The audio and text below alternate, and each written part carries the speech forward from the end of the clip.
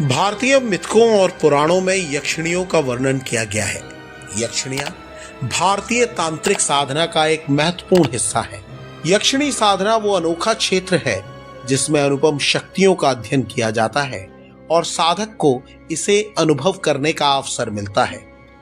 यहाँ हम यक्षिणी साधना के बारे में जानेंगे और इसकी रहस्यमयी दुनिया पर पड़े पर्दे खोलेंगे। यक्षिणियां देवी यक्षों की संजीवनी सहायिका होती हैं।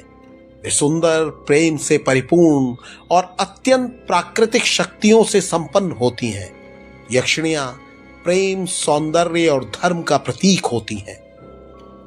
यक्षिणी साधना के लिए ध्यान और मनोनिग्रहण अत्यंत महत्वपूर्ण है। साधक को अपने मन को शांत और जागृत रखना चाहिए ताकि उसे यक्षिणी की ऊर्जा को अनुभव करने का अवसर मिल सके। मंत्र साधना यक्षिणी साधना का एक अहम हिस्सा है।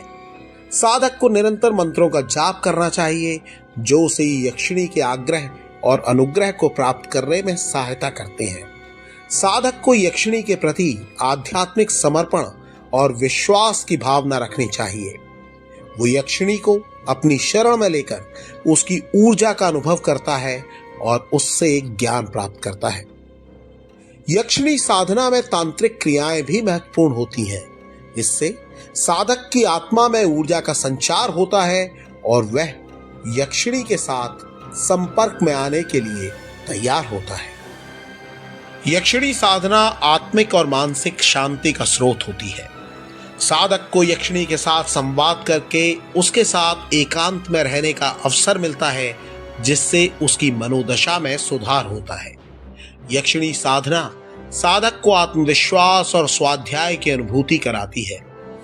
भारतीय तंत्र शास्त्र में यक्षिणी साधना एक अत्यंत गुप्त और रहस्यमय प्रकार की साधना है जिसमें विशिष्ट विधियों और मंत्रों का अभ्यास किया जाता है। ये एक प्रकार की अदृश्य यक्षिणी को संबोधित करने और उससे संवाद करने की एक प्रणाली है जिससे साधक अनुपस्थित दुनिया में प्रवेश करता है।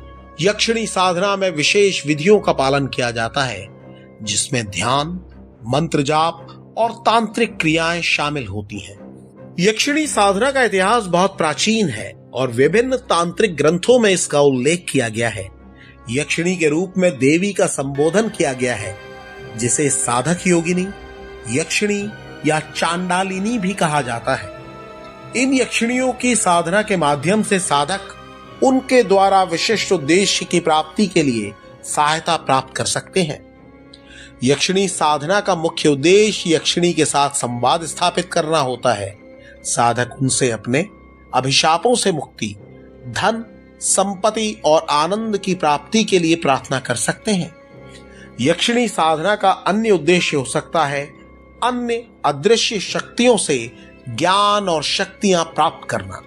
साधक को पहले अपने मन को शांत करके और ध्यान में ले जाने की आवश्यकता होती है।